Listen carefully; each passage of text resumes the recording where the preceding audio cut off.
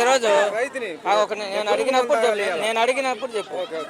ఈరోజు మనం పొదిలిపట్నంలో గిట్టుబాటు ధర కోసం ధర్నా కార్యక్రమంలో రైతులు ఉన్నారు. రైతుల్ని మనం పలకరించే ప్రయత్నం చేద్దాం. మీకు గిట్టుబాటు ధర గురించి ఎలా ఉంది, గత ప్రభుత్వంలో ఎలా ఉంది, ఈ ప్రభుత్వంలో ఎలా ఉంది, అయితే ఇప్పుడు పొగాకు రేట్లు గత ప్రభుత్వంలో ఎలా ఉన్నాయి, ఈ ప్రభుత్వంలో ఎలా ఉన్నాయి ఒకసారి. ఈ సంవత్సరం వచ్చి మాడు వచ్చేసి అది అడిగిన వాళ్ళు లేరు, నెంబర్ వచ్చేసి 18,000. మాకు మిరగాయలు వచ్చేసి పోయిన సంవత్సరం 23,000, ఇప్పుడు వచ్చేసి 8,000.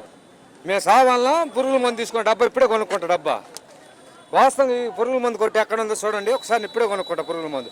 నాకు 10 లక్షలు బాకీ అయింది ఈ సంవత్సరం. అంత ముందు సంవత్సరం 2 సంవత్సరాలు 3 సంవత్సరాలు బ్రహ్మాండంగా ఉంది. నాకు 10 లక్షలు ఇచ్చింది డబ్బులు. ఈ ఏడు 10 లక్షలకి 20 లక్షలు అప్పు అయిపోయా. అది గురుగారు చూడండి, ఒక రైతు పరిస్థితి. ఎంత ఉన్నతోడైనా, ఎంపీ అయినా, ఎమ్మెల్యే అయినా, మంత్రి అయినా రైతు పండిస్తే 4 ఏళ్ళ నోట్లోకి పోయేది. అటువంటి రైతుల కన్నీరు ఇలా ఈ ప్రభుత్వానికి ఎంతవరకు సహజం అనేది మనం రైతు మాటలో విన్నాం. ఇప్పుడు ఈ ప్రభుత్వము ఇంకా మేము 20 సంవత్సరాలు ఉంటాము అంటున్నారు. ఈ 4 సంవత్సరాల్లోనైనా ఇప్పుడు ఒక్కసారైనా మీకు రైతు భరోసా వచ్చింది?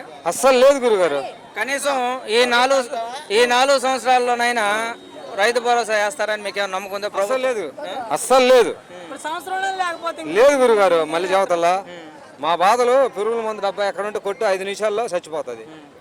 చూస్తున్నారు కదా ఈ రైతు పరిస్థితి ఎంత దారుణంగా. అప్పులు అయిపోయి నా పరిస్థితి బాగాలేదు, ఎవరైనా పురుగుల మందు డబ్బా తీసుకొస్తే చనిపోతాన పరిస్థితి ఏర్పడదంటే రైతులు ఎంత బాధతో ఉన్నారు అనేది ఒకసారి మీరు ఆలోచించారు.